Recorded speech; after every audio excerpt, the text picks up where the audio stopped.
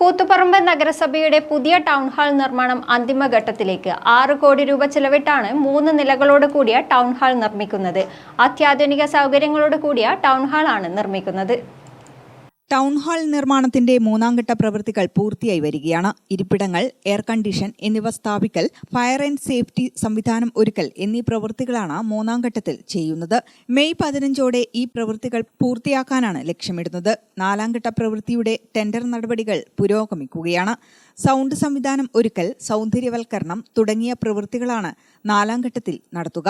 ആധുനിക സൗകര്യങ്ങളോട് കൂടിയ auditorium, eco friendly സംവിധാനം, പാർക്കിംഗ് സൗകര്യം, ശുചിമുറികൾ തുടങ്ങിയ സൗകര്യങ്ങളോട് കൂടിയ ടൗൺ ഹാളാണ് നിർമ്മിക്കുന്നത്.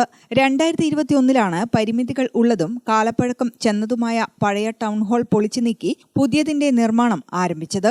മുൻ മന്ത്രി കെ ശൈലജ MLA കൂത്തുപറമ്പ് MLA ആയിരിക്കെയാണ് ടൗൺ ഹാൾ നിർമ്മാണത്തിന്റെ നടപടികൾ ആരംഭിച്ചത്.